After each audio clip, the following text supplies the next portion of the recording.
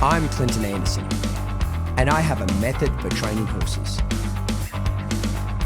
Getting horses to behave is simple. It's training people that's the real trick. Join me as I tackle some of the most challenging situations with problem horses and with problem owners.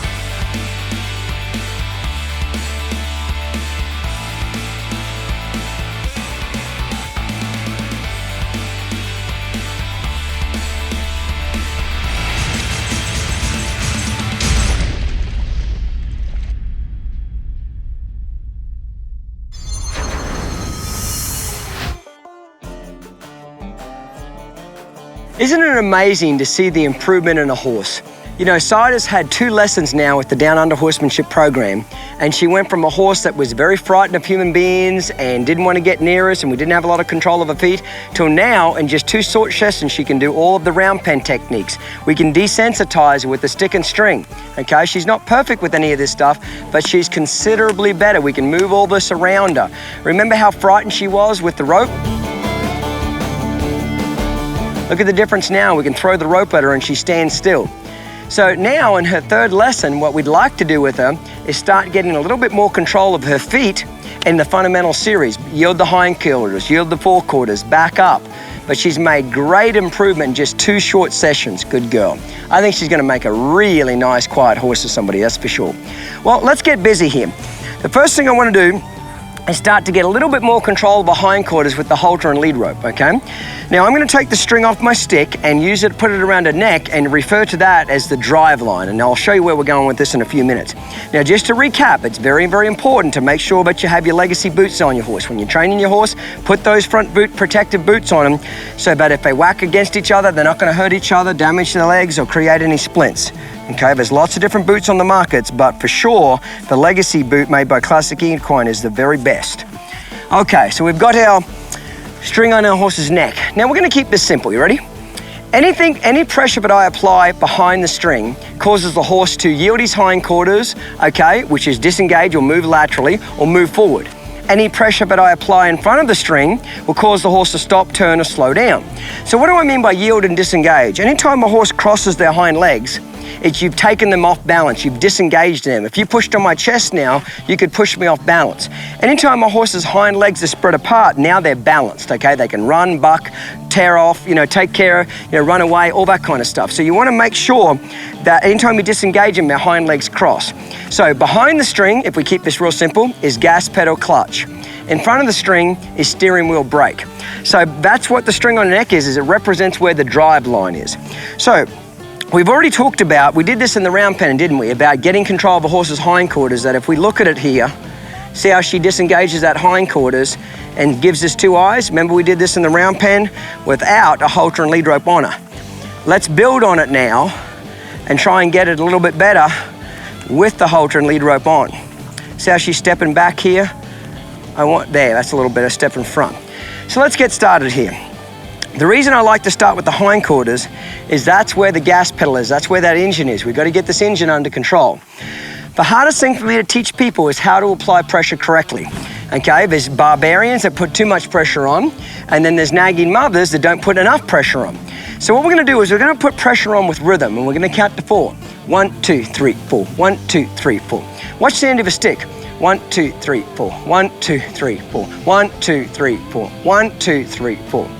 With every set of 4 numbers, if the horse does not respond, we'll go to the next level of pressure, okay? So I want to get my right hand up by her eye. We have passive and active body language. So when I'm rubbing her, I have passive body language. When I'm leaning forward, tapping the air, I have active body language. That means move away from that pressure. So I'm looking for her right hind leg to step in front of her left hind leg, step across. So I'm going to lean forward and tap the air. 1, 2, 3, 4. If she doesn't move, I tap her. 1, 2, 3, 4. Tap her a little harder. 1, 2, 3, 4. 1, 2, 3, 4. 1, 2, there. As soon as I get 1 step, I rub it away. Rubbing it away takes your body language from active to passive. So there's our first step. 1, 2, 3, 4. 1, 2, 3. There's a second. So I'm going to start chipping away at this. See if I can get her to move that hindquarters away and step across a little bit better. That's the girl. And then rub her to a stop. Eventually, we're looking for a 360-degree yield. Wait, tap, there, on their forequarters. Imagine the horse's front legs are in a small circle, or a hula hoop. I'm trying to get their front legs to stay in that circle and their hind legs to move around. 360 degrees. Now that's a lot better. Notice how I'm just tapping the air and she's moving that hindquarters? Excellent. I want my horse to put a little bit of bend with their head and neck as well. By bending their head and neck, they're softening to that halter. Excellent. So she picked up on this pretty quick. But keep in mind, we already started to do some of this with or without the halter and lead rope, didn't we? That's the advantage of working in the round pen first. We're looking for, there, one step. I want her left hind leg to step in front of her right hind leg. Now by raising this hand up in the air, okay, it discourages that horse from doing two things, walking forward in a circle, okay, and pushing into me, because if I smell that she pushes into me, I'm gonna get my hand, okay, and tap it on her jaw. There, that's a lot better, excellent. See, what a lot of horses will have a tendency to do, I'll kind of cause her to do the wrong thing, is they'll walk forward in a circle, like that. I don't want her to walk forward, I want her to pivot. So by raising this hand up in the air and bending her head, it'll cause that hindquarters to step away. Excellent. Rub it to a stop. So this is what we call yield the hindquarters, stage 1. Good girl, she seems to catch on really good. Next exercise is what we call yield the hindquarters, stage 2, where we want the horse to turn and give us two eyes, kind of like a salute, yes sir. Again, we've already started to work on this, what we did in the round pen lessons by getting her to lean forward, and when she turns and faces us, we walk away from her. This is the same exercise, but a little bit more dramatic now. So what I'm gonna do is I'm gonna start to walk towards the hindquarters in a bigger circle. And I'm gonna go 1, 2, 3, and on 4, if she doesn't turn and face me with two eyes, I'm gonna apply pressure to her hindquarters and make her feel uncomfortable. So let's have a go, you ready?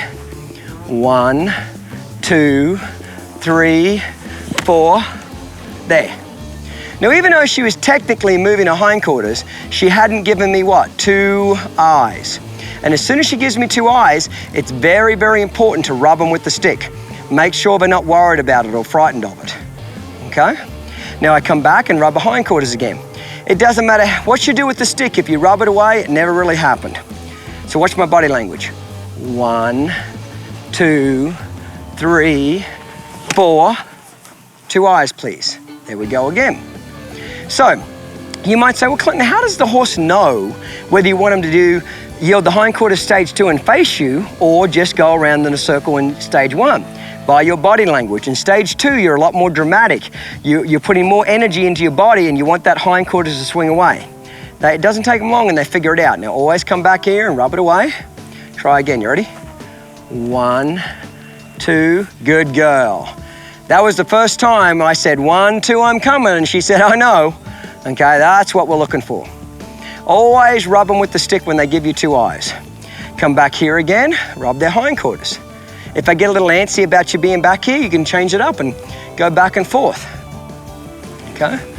See how I walk a bigger circle? 1, 2, that's what I'm looking for there.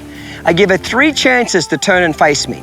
If by the 4th time I move the stick, she hasn't turned and faced me, I let her run into it. 1, 2, there, not bad. So let's try the other side. Okay? 3 chances. 1, 2, 3, 4. There we go. Now, how hard you use the stick depends on how sensitive the horse is. If they're pretty sensitive, not very hard at all. If they're pretty fat, lazy, and disrespectful, you know, you might have to put quite a bit more effort into it.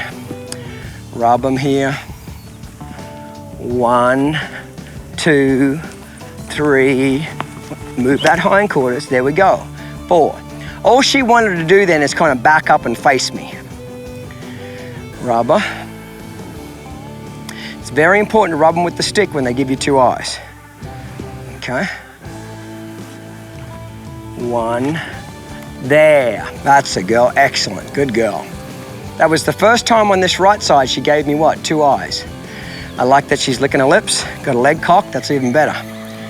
Now come back here and rub it away. Always start by rubbing their butt.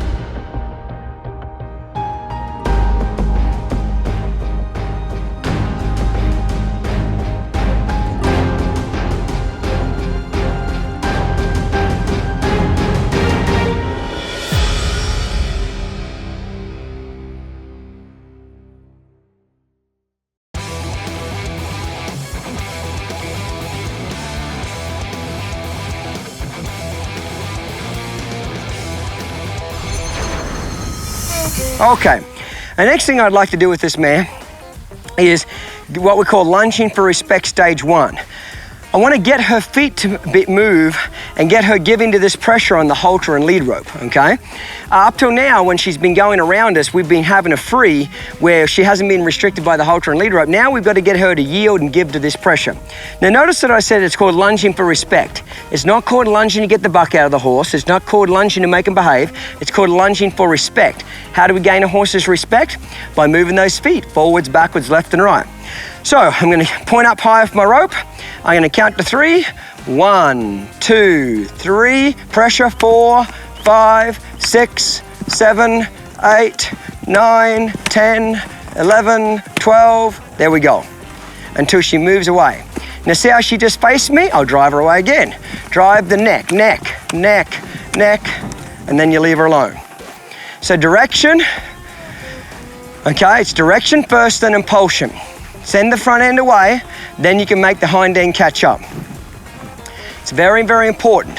So if any time she stops and faces me, and I didn't ask her to, I'm not going to go back to her hindquarters to make her go forward. I'm going to go to her front end to get her front end moved away.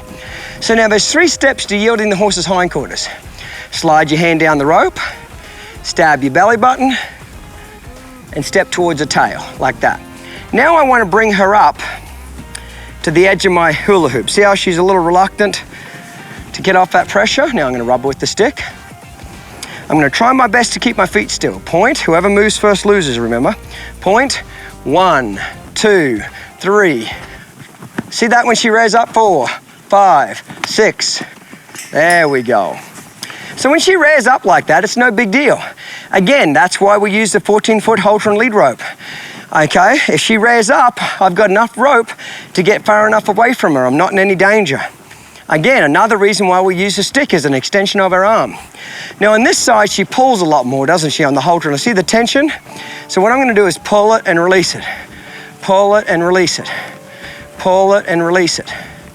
Okay, pull it and release it. Now I'm going to yield to hindquarters, slide my hand down the rope. The next thing I'm going to do is what I call stab my belly button, which is pull my right hand to my belly button, and then I'm going to step towards her tail. So I'm starting to see where her holes are. She doesn't lead very good, doesn't give the pressure. Point up high. 1, 2, 3. Now that was really good. That time there, before I got to 4, she was already what? Moving those feet. So lunging for respect stage 1 is about driving the horse away and then getting the horse to yield and give you 2 eyes. Slide my hand down the rope, pull it to my belly button, drive her hindquarters away. Excellent. Now, that was the best one yet. What did you notice? That time when I pulled on that rope, she immediately came forward off that pressure, didn't she? That was great. You better reward her here. Good girl. Every other time I picked up on that halter rope, the lead rope, she's kind of leaned against it and braced up. That was the first time she gave and came forward. Point up high. 1, 2. That's exactly what I'm looking for. So the first couple of times I drove her away, I had to use the stick on her neck quite a few times, didn't I, to make her feel uncomfortable to move. Now she's at a point where I just point, pick up the stick, and she says, I know what to do, I'll move. That's good. Make the right thing easy and the wrong thing difficult. Slide, stab, yield. Let's see what she does. Ah, that's a lot better. And you see, that's another reason why you rub them with the stick when they come up to you, so they don't get frightened of you. Now, right side's a bad side. Point up high. 1. Excellent. Move away. Very, very good. We're starting to see some slack in the rope here. I'd like her to lunge around me eventually with her nose tipped in towards me and some slack in that lead rope. She is starting to put some slack in the lead rope, but she's pretty stiff through her neck and body. Slide, stab, yield. Bring her up here. That's a go. So she's done that pretty good. She learns quickly, doesn't she? Okay.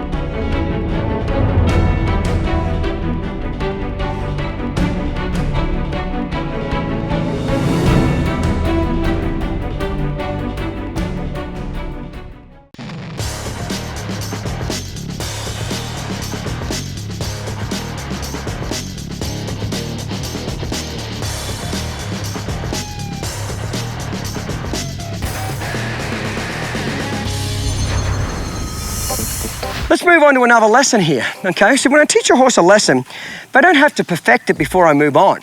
I just want her to understand the basic concept. See, variety is what keeps your horse interested. Consistency is how they learn, and variety keeps it interesting. So once I feel like they've got the basic concept, I'll try and teach them something new.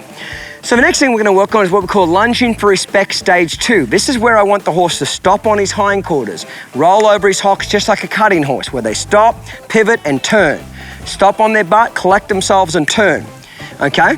So when you get a horse to work up their hindquarters just like a cutting horse and collect themselves, if you can get them to do that on the ground, it's much easier to get them to do that under saddle. Everybody wants a horse collected when you ride them, and you want their weight to be on their rear end, not on their front end. Teach it to them on the ground so it's much easier to get them to do it under saddle. So in this exercise, we're looking for the horse to stop and turn in one motion. We don't want it to be a stop, look around, then go the other direction. It's stop and get, okay? Let's get started. Point 1. There we go. I like that. I want that energetic departure, okay? I want it so that when I point, that horse says, yes, sir, I'm moving now. Now, there's basically 5 steps to getting the horse to change directions. It's very easy to do. Anybody can do it. Palm up is number 1. Number 2, stick in your hand. Number 3, slide your hand down the rope. Number 4, step in front of the drive line. Number 5, point up high and swing towards the head and neck.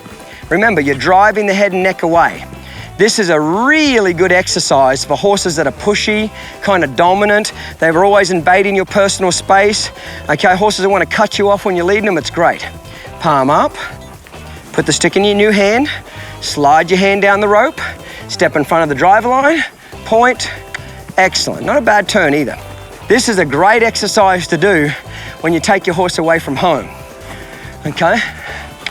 You know, when you go away to a horse show or trail ride and you unload your horse off the trailer, they're often very distracted, aren't they? They're kind of looking around, okay? They're looking around, they're not focusing on you, they're whinnying, they're spook and shine. They're using that reactive side of their brain. If you do this to them before you get on them and get them mentally listening to you, focused on you, okay, you'll be amazed how much better they'll do when you ride them. Now, right then, I ran into a neck with the stick because she wasn't moving that front end, okay? She's got to move the front end. She's kind of pulling on this lead rope here. She's very stiff. Step in front, move that front end. So now I'm going to start doing 2 steps here. I'm going to step in front of the drive line, and if she doesn't move, I'm going to run into a front end there, make it move. Step in front, move. If I have to whack her on the jaw, I'll do whatever it takes to make her move that front end away. Step in front. Now that was a lot better. See that time she respected that space? Step, move. That was terrible. See how she pivoted on those front legs? A horse can't pivot on their front legs if their front legs are moving. So anytime I notice her kicking her butt out, okay, that was a better turn. I'm gonna make that front end hustle. Now, if she wants to walk and relax a little bit, that's okay with me. Okay, step in front. There, move that front end now. Okay, yield. Excellent. Now look at that. Look how much lighter she is on the halter. Whew, that took a bit of air out of both of us, didn't it? Okay. That's why the lunging for respect exercises are so good, because lunging for respect stage 1 gets control of the horse's hindquarters. Lunging for respect stage 2 get control of the horse's forequarters. If you've got control of the hindquarters and forequarters, ultimately it means you've got control of the whole horse, okay? So even though she's tired and she's out of air, okay, my goal was not to get her tired and out of air. My goal was to do as many changes of direction as I possibly could. You know, traditional lunging is where the horse goes around and around and around and around. And eventually, when the horse gets tired enough, okay, the horse will start to behave. My goal is not to get her tired. My goal is to do as many changes of direction as I possibly can. By moving those feet forwards, backwards, left and right, and getting her to turn, we're getting that horse to respect us. And when they start to respect us, they'll also use the thinking side of their brain as well.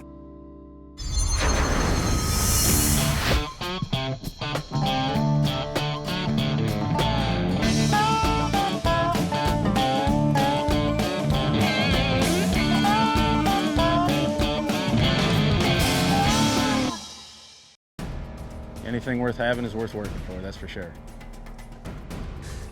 Not gonna make it here if you got any quit in you. This is where I needed to be the best that I could be. And that's just what we do here. Dedication, ambition, passion. To some, these are more than ideals. They are a lifestyle, a code, a path to something greater. If you think you're one of the select few who can rise to the challenge, who can dedicate themselves to mastering the method through 70 weeks of in-depth, hands-on training, let the Clinton Anderson Academy catapult your skills and provide you with the ultimate experience. If you have what it takes, become a Clinton Anderson certified clinician and change your life.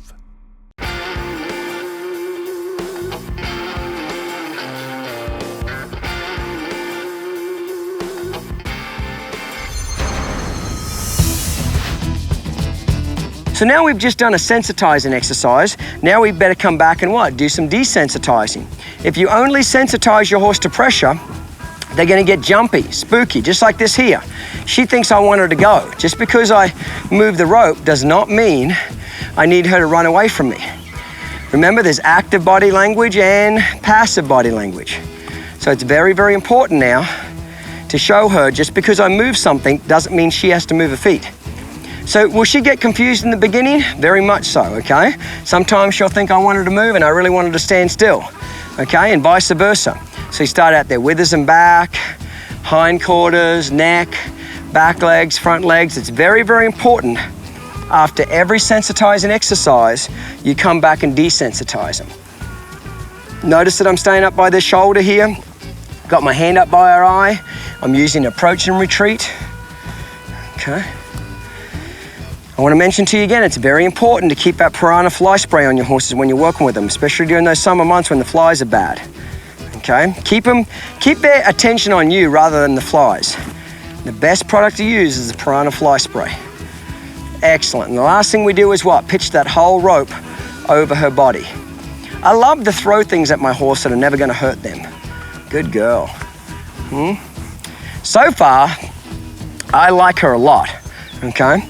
I think she's going to be very, very quiet and gentle once we get her broke, okay? I think she's going to be easy to teach, and she seems really willing as overall, okay? Withers and back, hindquarters, okay? That's what I'm saying. There's thousands of rescue horses out there that you can get your hands on with just somebody spending some quality time with them and following the method of Downunder Horsemanship. You can take horses that were completely unwanted or abandoned and turn them into really nice, productive partners, okay? Very good, okay? Rightio, mate, we've already done the rope. Now it's time for the stick and string. You always start out flogging them with kindness. I want her to respect my tools, but I don't want her to fear them. It's very, very important that she doesn't fear my tools. So I want to get her eventually to where I can spank the ground with high energy and she stands there and relaxes. Right now, I'm just spanking the ground with medium energy, but over the next few lessons, it's going to get harder and harder, and I'm going to try to make more noise. I know this sounds odd, but the more you try to scare your horse, the less scared they get. But the more you sneak around them and babysit them, the jumpier and spookier they get. Excellent, very good. We always want to do it on all three sides. I love to do a lot of it here out in front of my horse, making sure they're comfortable with this, moving around their head. Very good. And lots of this, rubbing them here on their face. Look at that hindquarters. Drive that hindquarters away. Whatever you're doing on one side, you must always do it on the other. Get your hand up by their eye in case they push on you. Very good. So far, I really like her a lot.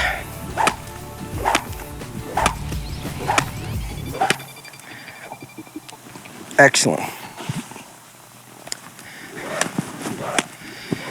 Good girl. She's doing great. Good girl.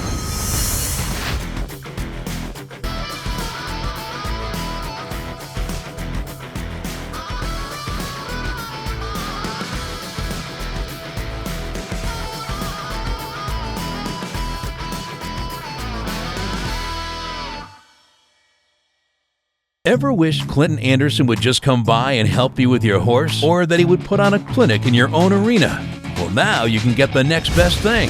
Meet the Clinton Anderson Certified Clinicians. Trained by Clinton himself, these great horsemen have met all the requirements of the Clinton Anderson Academy. 16 months of intensive training at the Downunder Horsemanship Ranch. Theoretical and practical testing on Clinton's method. Hands-on experience with problem horses. Now, there is a Clinton Anderson method expert willing and able to come to where you live and ride to teach a private lesson or put on a public clinic. Learn at your own pace. Get personalized instruction, all without having to travel far from home. So if you can't find the time or the money to come to a Clinton Anderson clinic at his ranch, now you have an option. Get accelerated results. Let a Clinton Anderson certified clinician bring the method to you. Visit certifiedclinician.com for more. Verify ready to resume count and go for launch. You're at 10, 9, 8, 7, 6, 5, 4, 3, Flight is go. 2, 1, 0.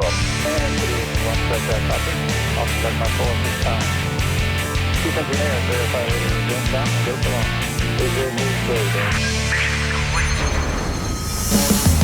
I've stressed a lot about taking care of your horse's legs, and I've mentioned using the Legacy sports boots, okay? Another item that'll really help your horse as well is our no-turn bell boots.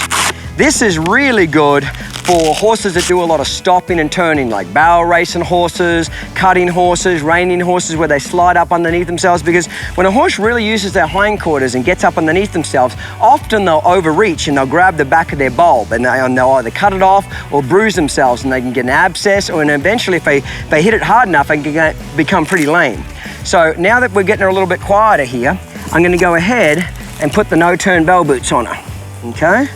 You just get them up underneath there.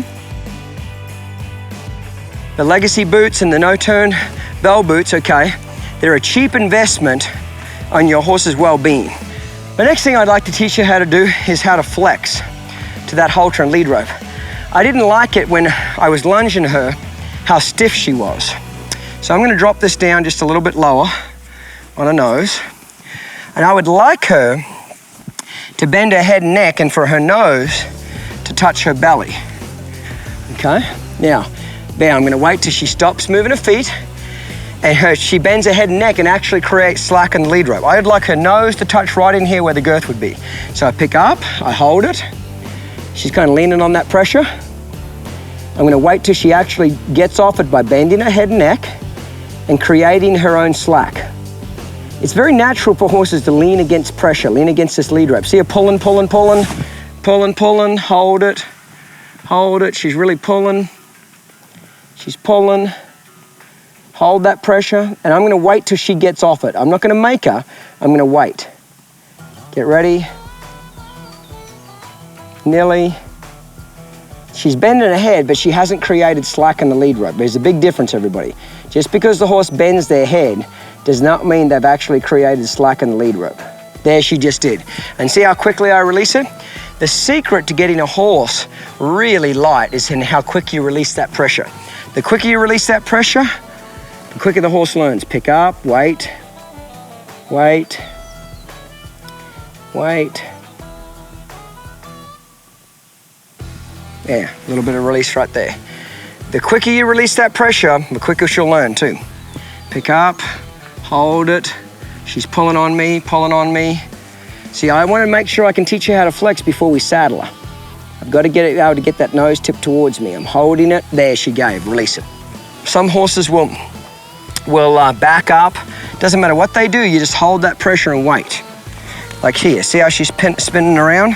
That's why you stay close to their hindquarters. Hug it here.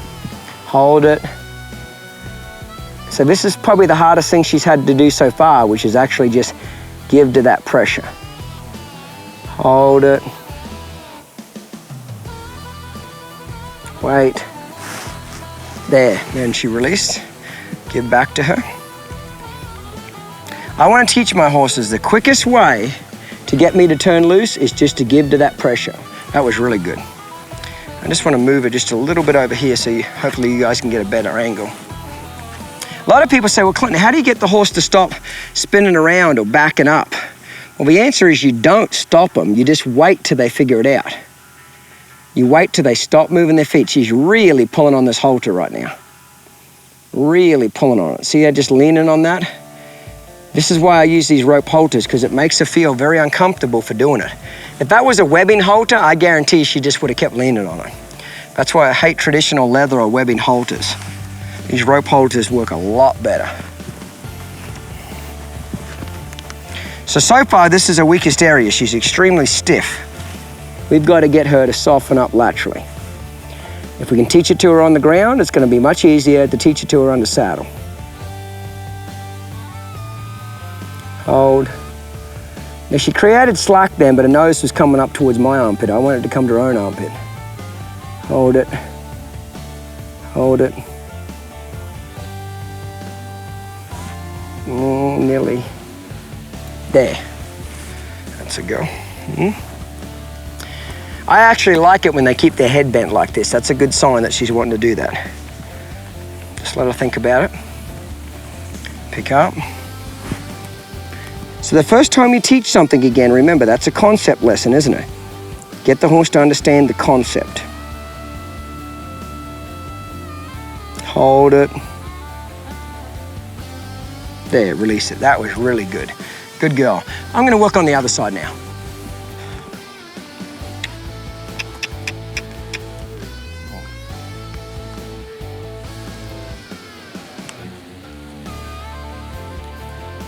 So she seems to be quite a bit stiffer on this right side. Again, I've just got to wait for her, stop moving her feet there and soften. So every day that I do this, she'll just get lighter and lighter. But it's very important that you work on both sides every day. So far, this is the weakest part of Cider, is getting her to give and yield flex to the halter and lead rope pressure. But it's a starting point today, and she'll get better tomorrow and the next day. She's kind of leaning on it. There, she got off it. Excellent. So, there's one more thing I want to do with her is we're pretty much going to end the lesson with her now. Except, I don't want to just put her away straight away. I want to tie her up. I want to let her think about the lesson. But because we don't know how well she ties, more than likely she doesn't tie up at all, okay, and she doesn't lead very well and give to that pressure, so more than likely if we tied her up to a solid post, she would pull back, try to break the halter and lead rope. She wouldn't, but she would try. She might try to break a neck, flip over backwards and hurt herself. We're going to use the Aussie tie ring to tie her up, and not only are we going to use that, but I'm going to show her some desensitizing exercises to get her really quiet at the same time.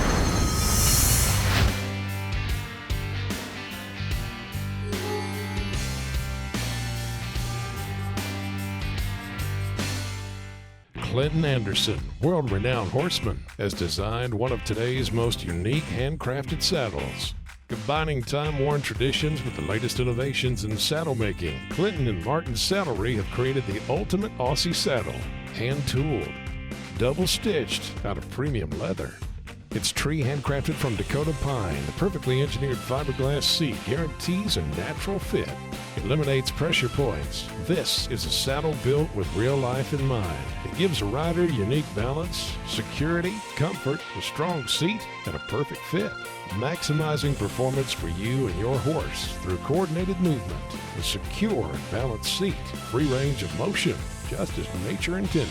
Clinton Anderson combines the perfect combination of Aussie and American saddle making. Clinton Anderson Aussie Saddle, made exclusively for Downunder Horsemanship. Call or click to order today, or shop our store at a Clinton Anderson Tour event near you.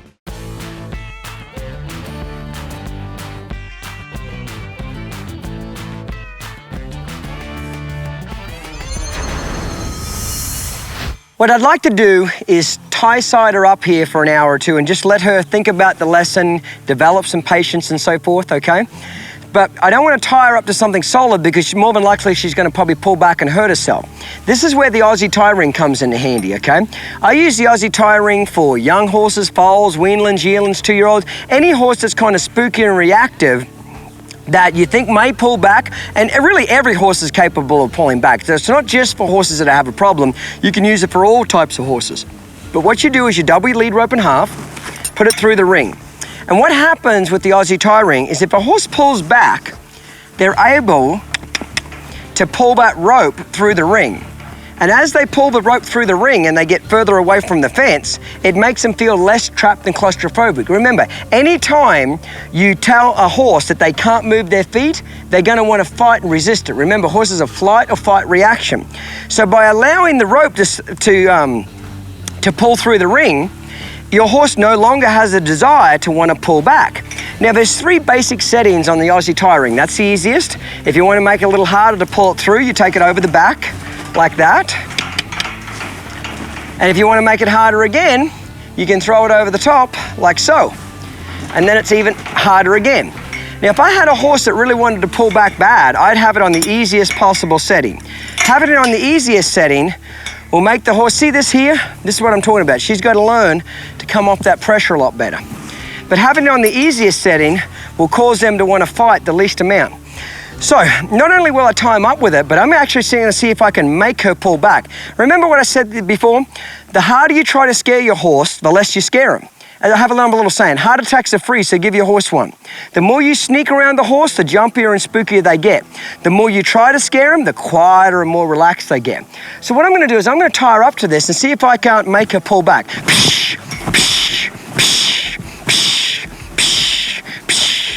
Now she probably pulled back, what, 6-7 feet right there. So I'll walk up, rub her face, good girl, and then bring her up again. Come off that pressure now. That's a girl, just like that there.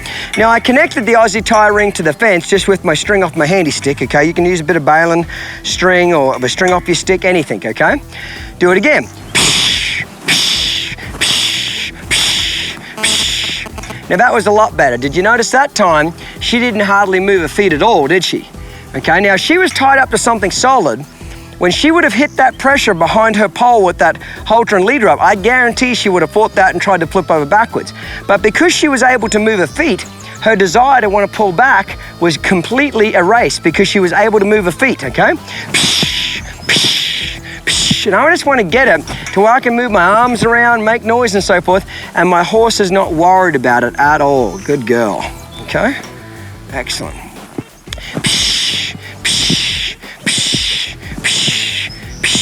So I just do it at a standstill to begin with, and then approach and retreat, okay? And then you can get further away from your horse as they start getting better with it and see if you can run up to them.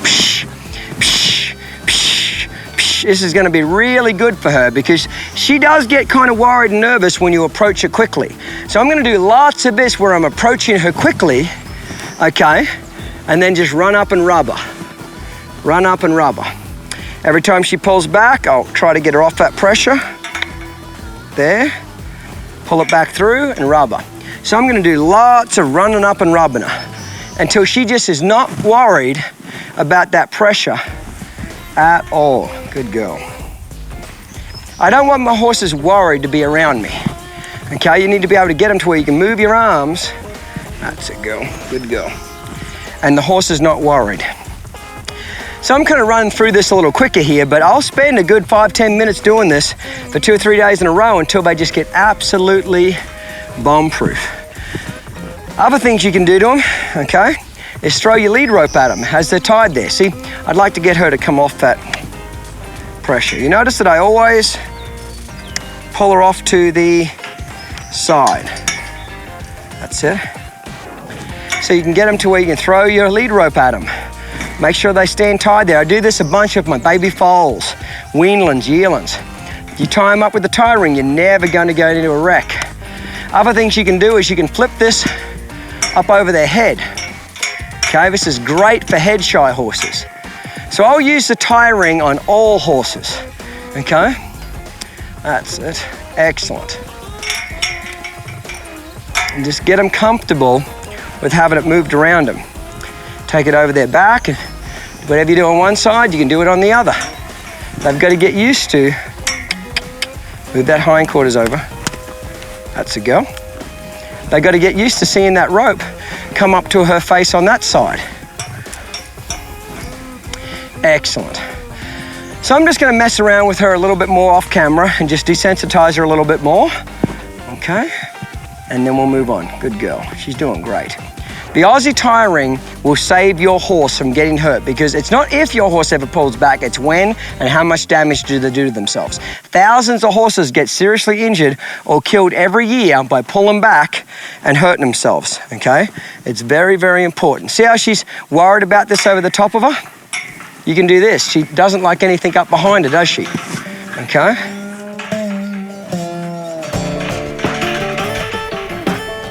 Okay? Just get her used to things touching her butt here. Now I'm using the 14-foot lead rope. It'd be a little easier if I used the 23-foot rope that we've got, the long line. Okay. Just get her used to this here. That's excellent, just touching her there.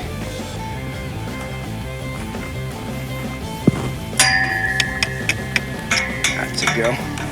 Good girl. I'm gonna take these boots off her and we'll tie her up, leave her, let her think about it. It's what I call tying my horse up to the tree and post of knowledge. You'd be amazed what your horses can learn when they're tied up to the tree and post of knowledge. The last thing I want to do when I get done training a horse is take them straight back to the barn and put them in their stall and let them eat and drink. Because pretty soon that's all they start thinking about, is that, okay? I want to get my horse after a lesson and see if I can get them to think about the lesson. And I try to call tying them up to the tree and post of knowledge. When you tie a horse up after a training session, it makes them think, it makes them develop patience and respect, and it really helps that lesson sink in. It's no different to kids or your own lessons in life. Often we don't really get the lesson that the teacher's trying to give us until we've had a chance to really kind of digest it and think about it. But whenever I tie them up, I always take the boots off them to let their legs cool off. Good girl, a lot quieter than what we started with. So I'll leave them tied up, 2-3 hours, longer even, okay? If they're under some shade, you can leave them tied up for several hours without a problem at all. But if I'm gonna leave them tied up for any length of time, I'll always try to have some sort of a fly mask on them, fly sheet, boots, something to keep the flies off them in addition to the piranha fly spray. Good girl.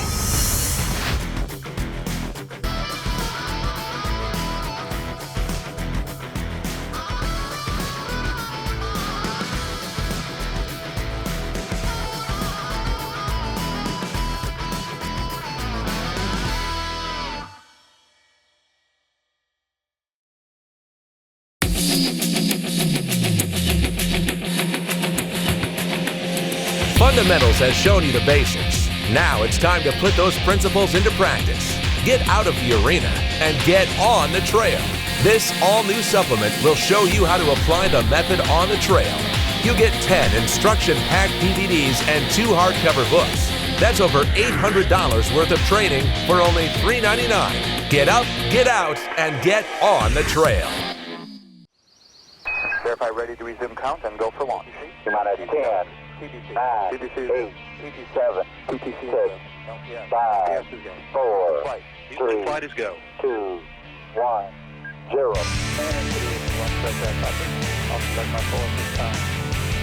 Chief Engineer, verify ready to resume count and go for launch. Is there news for Remember how I mentioned to you it's very important to keep the flies off your horse to stop them being irritated and so forth, especially when I'm leaving them long amounts of time tied up. And you can even use these products out in the pasture when your horse is loose as well. These are basically leg protectors, okay? And what they do is they keep your horse, you ever seen those horses getting driven nuts out in the pasture when they're stomping their legs all the time and trying to get the flies off them? Okay, these are Cashel products and they work extremely good at getting the flies off your horse's legs. So if you're going to tie them up, put these protective leg boots on them and it'll stop them from stomping and trying to get the flies off their legs, okay? They've got a padded back on them to stop them from rubbing on your horse. That's why you can turn them loose in the pasture or in a small turnout area and they can wear these all day. See the padded area here in the back here? They're made out of fly mesh here, so they're extremely breathable. They're very lightweight, okay? So they're not gonna rub your horse, make it breathable, and more than anything, your horse is gonna love you because you're gonna keep those flies off him all day. It's very important. That's a great product. Another really good product that Cashel make is the fly blanket, okay, fly sheet.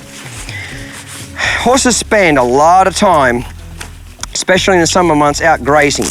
Okay, it's very, very important that you keep those flies off them as best you can. Now, the piranha fly spray makes a big difference, of course, but these products will just finish it off. We'll get it all undone here. Okie dokie. So she's probably more than likely never had a blanket on her. So I'm gonna have to use a little bit of approach and retreat here. Move it up and down, desensitize the air. Approach and then retreat. Approach and retreat. This is how you get a blanket on one that's never had one on. So she's handling it pretty good here. Okay. And I'll go ahead and put the whole thing over her.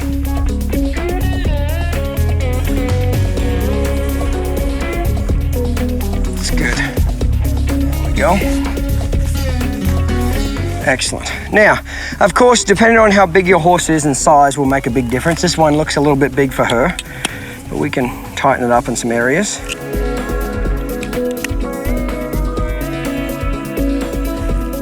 There we go.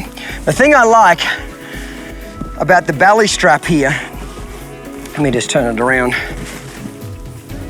is the belly strap really, she thinks this is a bit weird. See how she's got to learn to give to this pressure here?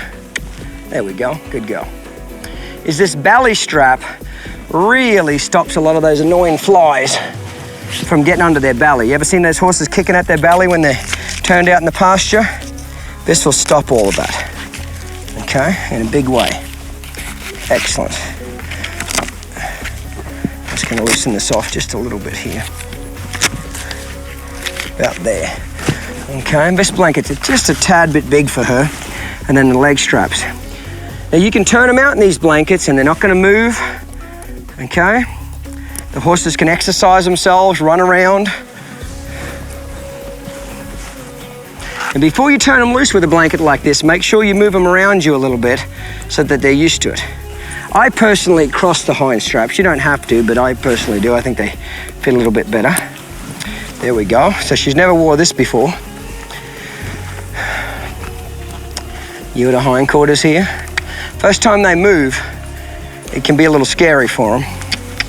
I could tighten those leg straps up a little bit too. She seems pretty good with it. And this here is a real important one. Fly mask, keeping those flies out of their eyes. These are relatively inexpensive products that can really mean a lot to your horses. Now, she's probably going to be frightened of this, and you can tell she already is. She's never had anything around her face like this. So again, we use approach and retreat, don't we? Anytime your horse is scared, use approach and retreat, like that. Don't try and just sneak it up on her. Use approach and retreat. That's a go. Excellent. But I'm just going to get it and rub it all over her face. Okay? Sometimes the horses don't like that Velcro noise up by their head. So I might do it. Put this over my elbow in case she leaves town. And get her used to this. Excellent. Okay, use a little approach and retreat. Now I'm going to leave the halter on at least initially just to get this on her to make sure she's going to react all right. Okay, good girl. That's pretty good. And then you could go ahead, put this off, take this off and put it around her neck.